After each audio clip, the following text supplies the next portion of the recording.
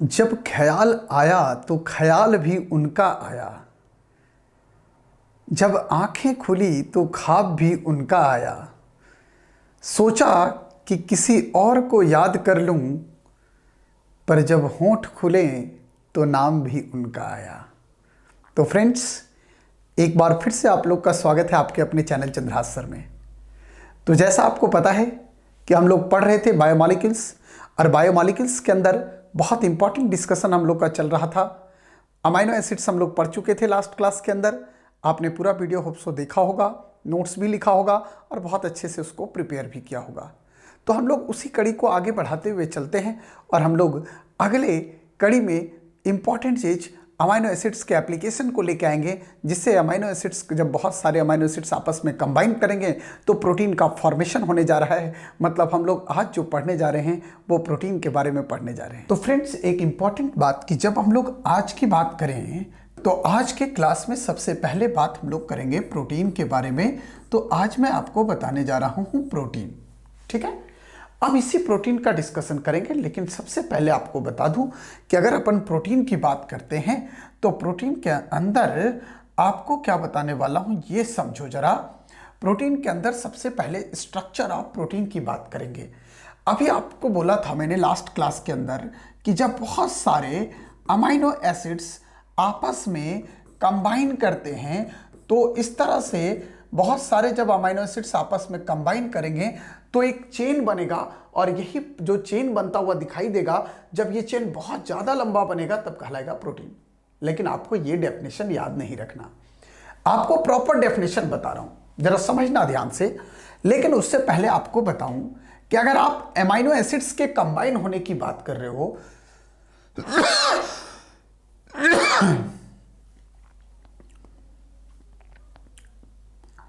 अगर आप amino acids को कंबाइन करना चाहते हो तो अमाइनो एसिड्स का जनरल स्केलेटन क्या है ये समझो आप। जनरल स्केलेटन मैं लिख रहा हूं RCH, और ये लिख रहा हूं आपको COOH, और ये लिख रहा हूं NH2। ये है general skeleton of amino acids. आपने एक अमाइनो एसिड्स लिया, इसके जगह में आप दूसरा अमाइनो एसिड्स ले लो। दूसरा अमाइनो एसिड्स भी मैंने यहां पे ले लिया, ये अमाइनो एसिड्स है NH2, और ये लिख रहा हूं C के साथ RH, और यहां पे लिख रहा हूं COOH। हमने ये दूसरा अमाइनो एसिड्स ले लिया। जरा बात समझिएगा, जब हमने दो अमाइनो एसिड्स लिया तो एक अमाइनो एसिड्स में एसिड का OH ग्रुप और दूसरे अमाइनो एसिड्स में अमाइनो का H ग्रुप, ये दोनों मिलके बड़ा इंपॉर्टेंट बात बता रहा हूं। आप इसको ऐसे लिख सकते हो, इसको आप ऐसे लिख सकते हो, ये यहां पे आ रहा है इस तरह से NH, है ना। हाँ, तो जरा देखो ध्यान से भाई, जरा देखो ध्यान से। यहां पे लिख रहा हूं N, और ये लिख रहा हूं H, और ये लिख रहा हूं H, NH2 हुआ। तो बोल रहा हूं कि एक अमाइनो एसिड्स का COOH ग्रुप देखो और दूसरे अमाइनो एसिड्स का NH2 ग्रुप देखो। यहां से आपको पानी को बाहर कर देना है। क्या करना है? पानी को बाहर। जब आप पानी को बाहर करोगे तो ये बनेगा इस तरह का कंपाउंड, ये NH2 बना, ये C बना RH, और ये बन रहा है CO, और यहां पे बन रहा है NH, और ये CHR, और ये आपके पास बन रहा है COOH। तो मेरे भाई जरा ध्यान देना और मेरी बात को आराम से सुनना। आपके पास जो ये दिख रहा है कंपाउंड, ये जो दिख रहा है CO और NH ग्रुप, मतलब ये अमाइड ग्रुप दिख रहा है, और ये जो अमाइड ग्रुप दिख रहा है आपके पास, ये कहलाता है, ये जो बॉन्ड बन रहा है ये कहलाता है पेप्टाइड बॉन्ड। बड़ा आराम से सुनना, इसको पेप्टाइड बॉन्ड बोलते हैं, या पेप्टाइड लिंकेज भी कहीं कहीं पे लिखता है इसको, पेप्टाइड लिंकेज। तो बहुत इंपॉर्टेंट बात है, आप ध्यान दीजिएगा। जब मोनोसैकेराइड्स कंबाइन कर रहे थे तो मोनोसैकेराइड्स के कंबाइन होने के बाद जो आपको रिजल्टेंट पॉलीसैकेराइड्स दिख रहा था, उसमें आप गौर कर रहे थे कि monosaccharides are joined by glycosidic bond, लेकिन amino acids are joined by क्या लिखोगे आप? Peptide bond. अमाइनो एसिड्स कैसे आपस में ज्वाइन करेंगे? पेप्टाइड बॉन्ड से करेंगे। समझ रहे हो मेरी बात?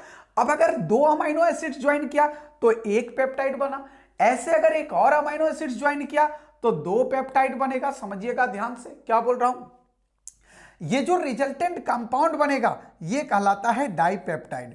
मतलब डाइपेप्टाइड किसको बोलेंगे?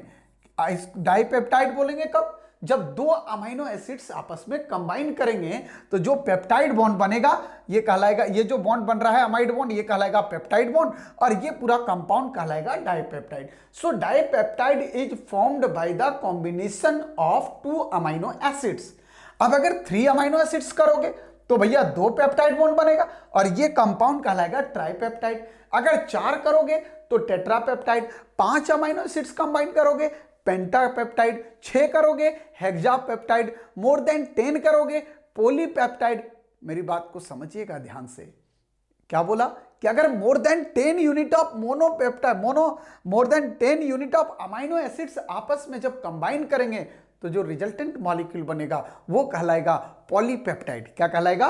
पॉलीपेप्टाइड। पहला बात दिमाग में आपको ये चीज आ जाना चाहिए, ठीक है ना। अब अगर बात करें अपन पॉलीपेप्टाइड तो मैंने वर्ड क्या यूज किया कि sir more than 10 unit of mono, क्या लिख रहा हूं? मोर देन, बड़ा सिंपल बात बता रहा हूं समझना, more than 10 unit of amino acids जब आपस में कंबाइन करेंगे तो ये कहलाएगा पॉलीपेप्टाइड। अब मेरे भाई अगर 100 से ज्यादा अमीनो एसिड्स कंबाइन करके पॉलीपेप्टाइड बनाते हैं तो उस पॉलीपेप्टाइड को अपन प्रोटीन नाम देते हैं। वो लिख रहा हूं कंडीशन, यहां पे जरा ध्यान देना, मेरी बात को समझना ध्यान से। लिख रहा हूं कि अगर मोर देन, ये लिख रहा हूं कि मोर देन 100 लिख रहा हूं अमीनो एसिड्स जब कंबाइन करेंगे और कंबाइन करके पॉलीपेप्टाइड बनाएंगे तो this polypeptide chain of amino acids is known as protein. So protein का डेफिनेशन निकल के आ गया, the polypeptide chain of amino acids. क्या बोल रहा हूं condition? The polypeptide chain of amino acids, chain of amino acids is known as, क्या कहलाएगा? प्रोटीन कहलाएगा। तो बहुत सिंपल आपके पास ये बात समझ में आ जाना चाहिए। लिख रहा हूं कि the polypeptide chain of amino acids is known as, क्या कहलाएगा मेरे भाई? बोलो जरा। कहलाएगा प्रोटीन। लेकिन मैं आपको बता दूं कि ये सिग्निफिकेंस हर जगह ये चीजें सिग्निफिकेंट नहीं है कि हाँ भाई 100 अमीनो एसिड्स के बाद ही एक पॉलीपेप्टाइड कहलाएगा। समझ रहे हो ना? ऐसा कोई पर्टिकुलर सिग्निफिकेंस नहीं है, एक पर्टिकुलर डेफिनेशन भी है। लेकिन अगर जैसे आपको एक सिंपल बात बताता हूं, जैसे अगर फर्स्ट डिस्कवर्ड अमीनो एसिड देखोगे तो वो है इंसुलिन। क्या है? इंसुलिन। और अगर आप इंसुलिन की बात करोगे, पता होगा पैंक्रियाज में पाया जाता है, बायो वाले होंगे तो, ठीक है ना। सबसे पहले आपको डॉग के पैंक्रियाज से इसको निकाला गया था इंसुलिन को, ठीक है ना। तो अगर आप इंसुलिन की बात करोगे तो insulin first discovered amino acids है। और कहां से बोल रहा हूं कि डॉग के पैंक्रियाज से इसको सबसे पहले निकाला गया था। क्या बोल रहा हूं कंडीशन सुनो भाई, क्या बोल रहा हूं सुनो। ये इंसुलिन है। क्या है ये? इंसुलिन। अगर आप इंसुलिन देखोगे तो यहां ये 51 अमीनो एसिड से मिलकर बना हुआ है। कितना अमीनो एसिड्स बोल रहा हूं? 51। देखो ध्यान रखिएगा क्योंकि ये भी क्वेश्चन आपके पास आ सकता है कि insulin is made up of number of amino acids. कितना आंसर? 51 हो जाएगा। तो ये 51 अमीनो एसिड से बना हुआ है, इसके बाद भी इसको अपन प्रोटीन बोलते हैं। तो इसलिए ये जो हमने डेफिनेशन इसका लिखा हुआ है एक जनरल डेफिनेशन है, ये हर जगह जो है वो इंप्लीमेंटेशन में नहीं आता, हर जगह इसको यूज आप नहीं कर सकते हैं। लेकिन ऐसा अज्यूम करके चलते हैं कि इसके बाद 100 अमीनो एसिड्स जब कंबाइन कर जाएंगे तो इसके बाद जितने भी मॉलिक्यूल बनते हुए दिखाई दे रहे हैं उनका सबका नेचर जो है वो प्रोटीनस नेचर का है। इसलिए एक कॉमन डेफिनेशन हम लोगों ने बना दिया है कि sir polypeptide chain of amino acids, मतलब जब मोर देन 100 अमीनो एसिड्स आपस में कंबाइन करेंगे और एक चेन बनाएंगे तो रिजल्टेंट चेन जो बनेगा वो कहलाएगा पॉलीपेप्टाइड, ये कहलाएगा प्रोटीन। समझ रहे हो ना? तो ये बात आपको ध्यान रखना है, एक जनरल एजम्पशंस ये दिया गया है, ठीक है। क्लियर बात? अब देखो, अरे भैया अब अगला जो लिख रहा हूं वो लिख रहा हूं क्या? Classification of protein. ये लिख रहा हूं क्लासिफिकेशन ऑफ प्रोटीन। प्रोटीन का क्लासिफिकेशन कर लेते हैं भाई। अगर आप प्रोटीन का क्लासिफिकेशन करोगे तो आपको बता दूं कि on the basis of molecular shape, क्या लिख रहा हूं? On the basis of molecular shape अगर आप देखोगे तो मॉलिक्यूलर शेप के बेसिस पे प्रोटीन को 2 पार्ट में डिवाइड किया गया है। 2 पार्ट कौन कौन सा? एक है फाइब्रस प्रोटीन। क्या वर्ड यूज कर रहा हूं? फाइबरस, फाइबर लाइक, समझ रहे हो ना। और जो सेकेंड टाइप ऑफ प्रोटीन होगा वो होगा ग्लोबुलर प्रोटीन। ये लिख रहा हूं आपको, ग्लोबुलर प्रोटीन। तो आपको एक बात दिमाग में रहे कि दो तरह का प्रोटीन है, एक फाइब्रस तो दूसरा globular, on the basis of molecular shape. अगर आप फाइब्रस देखो ना, फाइब्रस मतलब फाइबर लाइक स्ट्रक्चर, अरे भाई थ्रेड लाइक स्ट्रक्चर होगा, ये फाइबर लाइक स्ट्रक्चर होगा, ये आपका कहलाएगा फाइब्रस प्रोटीन। जब अमाइनो एसिड्स इस तरह से थ्रेड लाइक स्ट्रक्चर में अरेंज हो तो ये कहलाएंगे फाइब्रस प्रोटीन। अब अगर यहां देखोगे फाइब्रस प्रोटीन में, अगर देखोगे तो यहां पे जो है वो यहां पे दोनों चेन जैसा दिख रहा है आपके पास, ये पॉलीपेप्टाइड चेन पैरेलल रन कर रहे हैं, देखो आप ये पैरेलल रन कर रहे हैं, दिख रहा है ना। और अगर आप इसको देखोगे बेटा तो यहां पे जो सबसे इंपॉर्टेंट बात है, यहां पे जो है अगर अमाइनो एसिड्स होगा तो निश्चित तौर पे, जैसे मैं आपको ऐसा लिख रहा हूं, देखो अमाइनो एसिड्स है तो CO ग्रुप है, आपने अभी देखा था। अमाइनो एसिड्स है तो NH ग्रुप भी है इसके पास, ये भी आपने देखा। मान लो आपने एक चेन और लगा दिया, यहां पे आपके पास NH ग्रुप दिख रहा है, यहां पे CO ग्रुप दिख रहा है, तो भैया इनके बीच में कौन सा बॉन्ड बनेगा यार? Hydrogen bond. ऑक्सीजन और हाइड्रोजन के पास हमेशा कौन सा बॉन्ड बनता है? हाइड्रोजन बॉन्ड बनता है। दूसरी बात अमाइनो एसिड्स अगर यहां पे होगा तो अमाइनो एसिड सल्फर कंटेनिंग भी हो सकता है, और सल्फर कंटेनिंग अमाइनो एसिड्स होगा तो इनके बीच का बॉन्ड जो बनेगा वो डाइसल्फाइड बॉन्ड बनेगा। इसका मतलब ये है कि सर फाइब्रस प्रोटीन में, फाइब्रस प्रोटीन जो होते हैं उसमें दो तरह का बॉन्ड देखने को मिलेगा, एक हाइड्रोजन बॉन्ड बनेगा और दूसरा डाइसल्फाइड बॉन्ड का फॉर्मेशन होगा। समझ रहे हो बात? ये है हमारा क्या, फाइब्रस प्रोटीन। आपको दिख रहा है एक का NH ग्रुप का ये हाइड्रोजन और ये ऑक्सीजन मिलकर बना रहे हैं फाइब्रस प्रोटीन। अब अगर इसका एग्जाम्पल देखोगे तो इसका एग्जाम्पल मायोसिन हो गया, जो आपके मसल में पाया जाता है। समझ रहे हो कंडीशन? हाँ, वो मायोसिन। ऐसे बाल में पाया जाने वाला केराटिन हो गया। तो ये सब एग्जाम्पल है किसके भाई? उल में भी पाया जाता है केराटिन। ये सब सारे के सारे एग्जाम्पल हैं कहां पे? Fibrous protein. अब आते हैं ग्लोबुलर प्रोटीन। अरे भाई नाम से लग रहा है ग्लोबुलर, ग्लोबुलर मतलब गोलू मोलू। क्या लिख रहा हूं? गोलू मोलू। गोलू मोलू मतलब आप बोलोगे सर यहां गोलू मोलू एग्जाम में लिखूंगा। अरे नहीं लिखना यार, किसने बोला तुम्हें गोलू मोलू लिखने? आपको ध्यान रखना है कि भैया यहां पे क्या है, गोलू और मोलू मतलब मॉलिक्यूलर, मोलू मतलब ये है मॉलिक्यूलर शेप के बेसिस पे ये गोलू है, मतलब इसका शेप गोल है। समझ रहे हो ना? Globular protein. So globular protein में क्या बोल रहा हूं कि पॉलीपेप्टाइड चेन, जो आपने ये जो पॉलीपेप्टाइड चेन लिया इसको पकड़ के ये गोलू मोलू हमने बना दिया। समझ रहे हो कंडीशन? ये बना दिया गोलू मोलू हमने, ये कहलाएगा ग्लोबुलर प्रोटीन। देखो कितना सुंदर दिख रहा है ना? क्या कहलाएगा ये? Globular protein. अब अगर ग्लोबुलर प्रोटीन होगा तो यहां पे समझना, नाम से लग रहा है ग्लोबुलर, मतलब इसका शेप भैया कैसा होगा?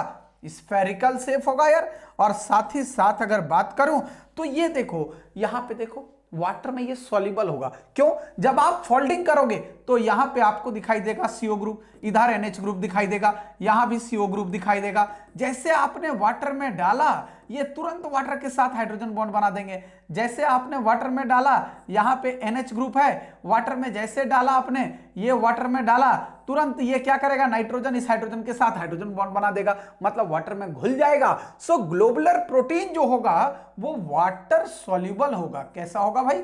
वाटर सॉल्युबल, पानी में घुलेगा। जबकि फाइब्रस प्रोटीन जो होगा बेटा ये पानी में नहीं घुलेगा, मतलब वाटर इनसॉल्युबल होगा। ये बात आपको दिमाग में रख लेना है। बात समझ रहे हो? तो दो बातें, एक बोला क्या, वाटर में सॉल्युबल होगा, और दूसरा बोल रहा हूं कि वाटर में सॉल्युबल नहीं होगा। इतना बात आ गया। अब अगर इसका एग्जाम्पल देखोगे तो इसका एग्जाम्पल आ जाएंगे अल्ब्यूमिन। अल्ब्यूमिन लिख रहा हूं, ध्यान देना, अल्ब्यूमिन लिख रहा हूं, ठीक है ना? इसके अलावा अभी बता रहे थे सबसे फर्स्ट डिस्कवर्ड अमाइनो एसिड्स क्या बोला था? इंसुलिन। तो ये सब जो है ना, इंसुलिन, ये सब जो है ये आपके पास एग्जाम्पल है किसके? ग्लोबुलर प्रोटीन का। तो ध्यान रखिएगा कि on the basis of molecular shape protein को दो पार्ट में डिवाइड किया गया है। कौन कौन सा बोला बेटा? One is fibrous and another is globular. ये आपको ध्यान रखना है। क्लियर है बात? समझ में आ गया एकदम? कहीं से कोई डाउट हो जाए आप मुझे बताओ, आपको बोर होने की जरूरत नहीं है, मजा आना चाहिए यार। पढ़ाई क्या है पता है? पढ़ाई क्या है एक बात बताओ, पढ़ाई बेसिकली कुछ थोड़े ना है यार, पढ़ाई तो मस्ती मारने का चीज है। अरे घर में आप कोई भी काम करते हो, दूसरा टेंशन होता है, पढ़ाई करते हो तो बिल्कुल है टेंशन होता है। तो केवल ए का तो अंतर है, अगर आपको टेंशन को हटाना है तो आपको ए लगाना है, ए टेंशन, बस खत्म बात, समझ गए ना। वो कन्वर्ट हो जाएगा सोच देखोगे ना तो अटेंशन में, हाँ मजा आ जाएगा। अब आ जाओ, ये हो गया बात किसका, ये हो गया on the basis of molecular shape. अब अपन बात करते हैं बेटा, यहां ध्यान देना एकदम, क्या बोल रहा हूं कि स्ट्रक्चर के बेसिस पे आपने प्रोटीन को क्लासिफाइड कर दिया, किसमें, ये शेप के बेसिस पे आपने प्रोटीन को क्लासिफाइड कर दिया, किसमें क्लासिफाइड किया, दो में, फाइब्रस, ग्लोबुलर, क्लियर बात। अब देखो अपन बात करते हैं अगला classification number 2, on the basis of structure. ये लिख रहा हूं on the basis of structure. अगर आप इसके बेसिस पे देखोगे तो अमाइनो एसिड्स प्रोटीन जो हैं इनके अलग अलग टाइप हैं। जैसे पहला लिख रहा हूं प्राइमरी स्ट्रक्चर ऑफ प्रोटीन, ये लिख रहा हूं primary structure of protein. Primary structure में क्या, देखो आपको एक छोटा बात समझाता हूं। जैसे एक अमाइनो एसिड्स लिया, दो अमाइनो एसिड्स लिया, तीन अमाइनो एसिड्स लिया, चार अमाइनो एसिड्स लिया, 5 लिया, 6 लिया, 7 लिया, इस तरह से देखो यहां पे अमाइनो एसिड्स का लीनियर चेन दिखाई दे रहा है, लीनियर चेन दिखाई दे रहा है। तो linear chain of amino acids जो होगा ना, ये कहलाएगा प्राइमरी स्ट्रक्चर ऑफ प्रोटीन। मतलब जब प्रोटीन का सीक्वेंसिंग, अमाइनो एसिड्स का जब सीक्वेंसिंग किया गया, तो जब अमाइनो एसिड्स को किसी एक पर्टिकुलर एक्सिस में अरेंज किया गया तो उसको बोल दिया गया क्या, प्राइमरी स्ट्रक्चर ऑफ प्रोटीन। कुछ दिन बाद कुछ लोग आए जो बोले यार इसको सीधा क्यों रखें, पकड़ के घुमाते हैं। आपको पता है हम इंडियन लोग हैं भाई, उल्टा सीधा काम करने में मजा आता है। तो उन्होंने बोला कि भाई ये जो तुमने प्रोटीन को सीधा लगाया, ये सेंगर नाम का एक साइंटिस्ट था जिसने अमाइनो एसिड्स की सीक्वेंसिंग करी थी, ठीक है ना। इसने बोला कि जो अमाइनो एसिड्स लीनियरली अरेंज है मैं ऐसा नहीं रखूंगा, मैं इसको पकड़ के यूं यूं यूं यूं यूं यूं यूं यूं घुमाऊंगा। लोगों ने कहा घुमा लो, क्या मिलता है देखो भाई। इसने बोला भैया जब तक घूमेगा नहीं तब तक कुछ अगला दिखेगा नहीं, चलो मैं घुमा ही लेता हूं। एग्री हो गया भाई। हाँ देखो ध्यान से, क्या बोला मैंने कि जब हमने घुमाना शुरू किया तो देखा कि भैया अगला स्ट्रक्चर जो बन रहा है उसका नामकरण कर दिया इसने सेकेंडरी स्ट्रक्चर ऑफ प्रोटीन। और देखा क्या कि यहां पे जब इसको थोड़ा फोल्ड कर रहे हैं किसी एक्सिस में, तो इसने देखा कि दो तरह का स्ट्रक्चर एग्जिस्ट करता दिख रहा है। सुनना, पहले क्या किया भाई, लोग आए, साइंटिस्ट आया, अमाइनो एसिड्स को लीनियरली अरेंज करके चला गया, बोला भैया इसका नाम है प्राइमरी स्ट्रक्चर। कुछ लोगों ने उसको बड़ी गौर से देखा, बोला कि भाई ये ठीक नहीं है यार, ये मजा नहीं आ रहा है, एक काम करते हैं इसको थोड़ा सा फोल्ड करते हैं। थोड़ा सा फोल्ड करने के बाद दिखा दो डिफरेंट टाइप ऑफ स्ट्रक्चर दिखाई दिया। कैसे दिखा भाई, देखो ध्यान से, कितने डिफरेंट टाइप स्ट्रक्चर, दो। ये बोला भाई एक छोटू का नाम रख देते हैं अल्फा हेलिक्स और एक मोटू का नाम रख देते हैं बीटा प्लीटेड। समझना ध्यान से, एक छोटू का नाम क्या रखा, अल्फा हेलिक्स, और मोटू का नाम क्या रखा, बीटा प्लीटेड। आप सोच रहे होंगे ये छोटू मोटू वाला आप नाम क्यों रख रहे हो सर।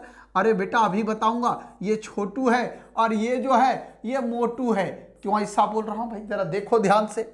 अल्फा हेलिक्स बोला एक लाइन ले, एक इमेजिनरी एक्सिस लो और क्या करो, अमाइनो एसिड्स को पकड़ो और यूं यूं यूं यूं घुमा दो भाई। बोला ये तो कोई दिक्कत नहीं भाई, घुमा दिया, इससे क्या होगा जरा देखो। बोला कि भाई प्राइमरी स्ट्रक्चर में अमाइनो एसिड सीधा थे, एकदम सीधा सपाटा थे, एकदम इस तरह से शांत बच्चा थे। अब हमने जब घुमाया तो देखा कि भैया इसका जो CO ग्रुप है, सुनना ध्यान से, इसका जो CO ग्रुप है और इसका जो NH ग्रुप है ये एक दूसरे को पास बुला रहे हैं, आजा आजा मेरी गोदी में बैठ जा, और हाइड्रोजन बॉन्ड बना रहे हैं, बंधन बन रहा है इसके बीच में। यहां जो NH ग्रुप है, यहां जो NH ग्रुप है और दूसरे का जो CO ग्रुप है, देखा ये भी आपस में पास बुला रहे हैं। इसका मतलब समझ रहे हो, प्राइमरी में सीधा अल्फा हेलिक्स बन रहा है, जो प्राइमरी स्ट्रक्चर था वो लीनियर था, सेकेंडरी जब बना तो यहां बीच में हाइड्रोजन बॉन्ड बनता दिख रहा है। अमाइनो एसिड्स फोल्ड हुआ तो अमाइनो एसिड्स, एक अमाइनो एसिड्स का CO ग्रुप और दूसरे का NH ग्रुप, दोनों आपस में बोल रहे हैं आओ, ये बोल रहा है तुम भी आओ। समझ रहे हो, दोनों में बात बन जाती है, दोनों करीब आ जाते हैं और करीब आके एक हाइड्रोजन सा बॉन्ड बना लेते हैं। ये बोलता है भाई हम लोग दोनों का नेचर ऐसा है कि बहुत देर तक हम एग्जिस्ट आपस में नहीं कर सकते, बहुत मजबूत बॉन्ड नहीं बना सकते, इसलिए थोड़ा सा हल्का हल्का बॉन्ड थोड़ा बनाते हैं, थोड़ा दिन अपन फील लेंगे, थोड़ा समझेंगे, ये एक वीक अट्रैक्शन शो होता है, हाइड्रोजन बॉन्ड का फॉर्मेशन हो जाता है।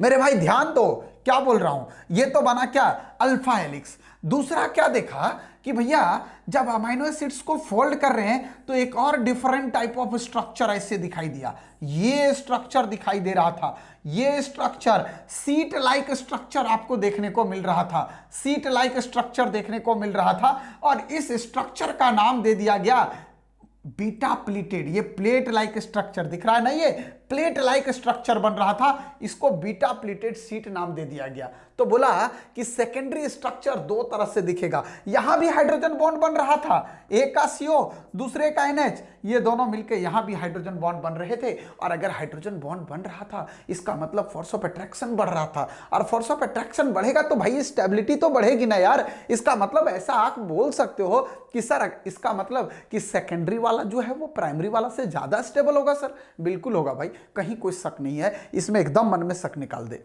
समझ रहे हो मेरी बात? हमेशा तो ध्यान रखना कि सेकेंडरी स्ट्रक्चर दो फॉर्म में एग्जिस्ट कर रहा है, एक अल्फा हेलिक्स और दूसरा बीटा प्लेटेड। तो बारी आई टर्सरी का। किसका बारी आया? Tertiary structure. जरा मेरी बात समझिएगा, ये लिख रहा हूं टर्सरी स्ट्रक्चर। अब इसकी बारी आई भाई।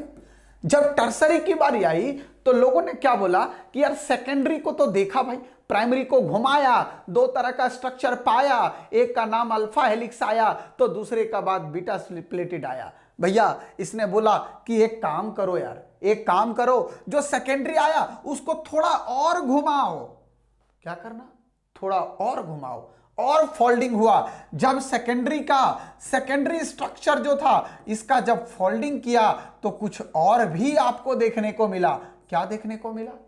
देखा कि भैया दो तरह का शेप बनता दिख रहा है, एक तो थ्रेड लाइक शेप बन रहा है, थ्रेड लाइक शेप बनता हुआ दिख रहा है, और एक गोल मोल बन रहा है। जो थ्रेड लाइक था ये फाइब्रस था, जो यहाँ पे गोल मोल बन रहा था वो ग्लोबुलर था। इसका मतलब ये जो बन रहे थे स्ट्रक्चर वो किसके फोल्डिंग से बन रहे थे? सेकेंडरी के फोल्डिंग से बन रहे थे। इसलिए फाइब्रस और ग्लोबुलर जो है वो एग्जाम्पल है टर्सरी प्रोटीन का। समझना ध्यान से, टर्सरी स्ट्रक्चर ऑफ प्रोटीन का एग्जांपल है। समझ रहे हो मेरी बात? क्लियर है बात? ठीक है। पहली बार घुमाया, सेकेंडरी आया, सेकेंडरी को घुमाया, देखा भाई फिर से दो स्ट्रक्चर अलग अलग मिल रहे हैं यार। एक थ्रेड लाइक बन रहा है जिसका नाम फाइब्रस किया, एक देखा कि गोलू मोलू मिल रहा है। भैया ये गोलू मोलू जो वाटर में था वो सॉल्युबल था, ये इनसॉल्युबल था। तो ये जो फाइब्रस और ग्लोबुलर आप ऊपर देख रहे थे अभी थोड़ा देर पहले आपको पढ़ाया था ना भाई, ये देखो आपको दिखेगा कंडीशन। क्या बोल रहा हूं? फाइब्रस और ग्लोबुलर जो आपको पढ़ा रहा था ना, हाँ ध्यान देना कंडीशन। क्या बोल रहा हूं कि ये है आपका क्या, ग्लोबुलर है, और वहां क्या देख रहे थे आप? फाइब्रस देख रहे थे। मेरे भाई बहुत सिंपल बात, सेकेंडरी स्ट्रक्चर जो है इसको फोल्ड किया, ये बना। सो फाइब्रस और ग्लोबुलर ये जो है वो टर्सरी स्ट्रक्चर ऑफ प्रोटीन है। पूछ सकता है कि इसमें से कौन सा टर्सरी स्ट्रक्चर ऑफ प्रोटीन का एग्जाम्पल है, तो एग्जाम्पल होगा फाइब्रस और ग्लोबुलर। क्लियर है बात? अब इसमें पता है क्या, जब टर्सरी स्ट्रक्चर बनता है तो भाई डिफरेंट टाइप के बॉन्ड भी तो यहां बन रहे होंगे। एक तो हाइड्रोजन बॉन्ड बनेगा ही बनेगा, हाइड्रोजन बॉन्ड बनेगा। इसके अलावा जब इतना फोल्डिंग करोगे ना भाई, उतना सल्फर भी तो नजदीक आएगा, वो भी तो कहेगा मुझे भी थोड़ा पास बुला ले।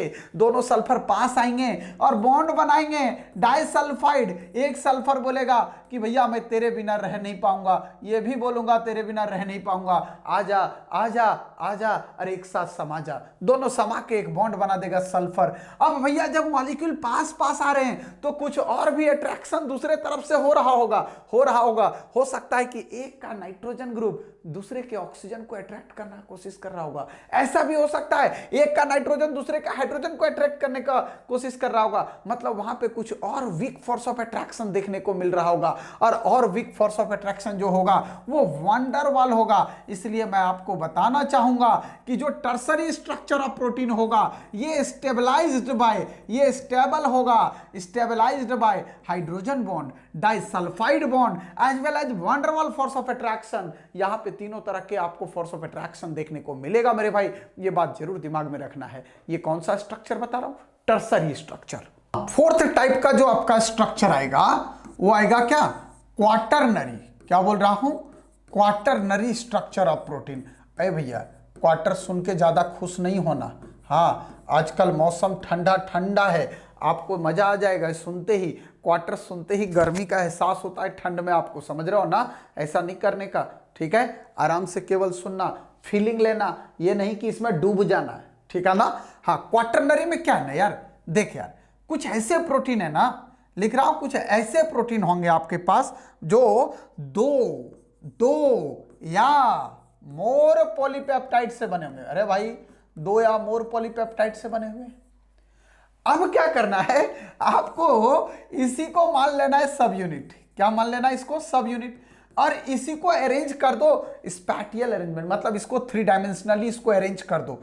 अगर आप इनका 3 डायमेंशनल अरेंजमेंट करोगे तो जो स्ट्रक्चर प्रोटीन का बनता दिखेगा वो कहलाएगा क्वाटरनरी स्ट्रक्चर ऑफ प्रोटीन। ये बात आपको दिमाग में रखना जरूर है, समझ रहे हो मेरी बात? तो क्वाटरनरी स्ट्रक्चर ऑफ प्रोटीन के अंदर ये, जैसे आपको मैं बता दूं, insulin quaternary structure of protein में एग्जिस्ट करता है, ठीक है ना? हाँ, तो ये कहलाएगा आपका 3 डायमेंशनल अरेंजमेंट ऑफ क्या?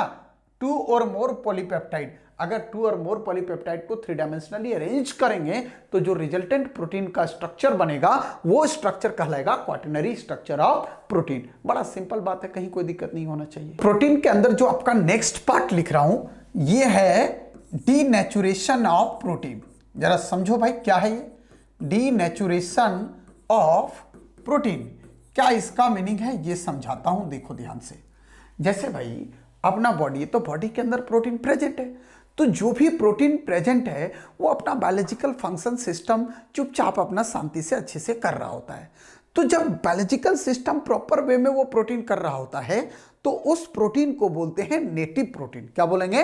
Native protein. ये है नेटिव प्रोटीन, जो बॉडी के अंदर प्रोटीन पाया जा रहा है, जो प्रॉपर बायोलॉजिकल फंक्शन अपना कर रहा है। लेकिन क्या होता है कि कभी कभी पीएच चेंज हुआ बॉडी का, या टेम्परेचर चेंज हुआ, आप देखते होगे टेम्परेचर चेंज होता है, फीवर वगैरह हो जाता है। तो जब टेम्परेचर वगैरह कभी कभी चेंज हुआ, कभी कभी पीएच चेंज हुआ, तो जो नेटिव प्रोटीन थे, जो नेचुरल प्रोसेस अपना बॉडी के अंदर कर रहे थे, जो इजी वे में बायोलॉजिकल फंक्शन ऑपरेट कर रहे थे, उसमें आपको चेंजेस देखने को मिलता है। समझ रहे हो? एक्चुअली होता क्या है कि जो प्रोटीन के बीच, जो प्रोटीन स्टेबल तरीके से वर्क कर रहे थे, आपने टेम्परेचर को मान लो बढ़ा दिया, फीवर हो गया भाई आपको, टेम्परेचर बढ़ाया तो जो प्रोटीन के बीच, अमाइनो एसिड्स के बीच में हाइड्रोजन बॉन्ड बन रहे थे वो हाइड्रोजन बॉन्ड ब्रेक होना शुरू होगा, हाइड्रोजन बॉन्ड डिस्टर्ब होगा। और अगर हाइड्रोजन बॉन्ड डिस्टर्ब हो गया तो भैया अब प्रोटीन अपना जो है वो ज्योमेट्री चेंज करेगा, बायोलॉजिकल फंक्शन अपना चेंज करेगा। और इसी बायोलॉजिकल फंक्शन के चेंज होने का प्रोसेस नेचुरल पहले था, पहले नॉर्मल बायोलॉजिकल फंक्शन चल रहा था, एकदम ऑल इज वेल, समझ रहे हो ना? लेकिन जैसे टेम्परेचर बढ़ा, हाइड्रोजन बॉन्ड वगैरह थोड़ा डिस्टर्ब हुआ, बॉडी की एक्टिविटी, जो प्रोटीन का नेचुरल एक्टिविटी था वो डिस्टर्ब हो गया, और वही प्रोसेस कहलाता है डीनेचुरेशन। डीनेचर करना, डी मतलब ब्रेक हो जाना, समझ रहे हो ना? Denaturation of protein. क्लियर है? तो जो नेचुरल एक्टिविटी थी प्रोटीन की वो खत्म हो जाना। जैसे आपको मैं सिंपल बात बताता हूं, सिंपल बात आपको समझाता हूं। जैसे अंडा देखते हो, अंडा देखते हो ना? अंडा देखते हो तो अंडे में क्या है? अंडे में क्या है? देखो, जब अंडे को गर्म करते हो आप तो वो फोल्ड हो जाता है, देखते हो? क्लियर है बात? बड़ा सिंपल आपको देखने को मिलता होगा। वहां अमाइनो एसिड्स का अरेंजमेंट नॉर्मल है, नॉर्मल है, लेकिन अब वो फोल्ड हो गया। फोल्ड हो गया मतलब स्ट्रक्चर चेंज हो गया, तो भैया वो प्रोसेस है डीनेचुरेशन ऑफ प्रोटीन का।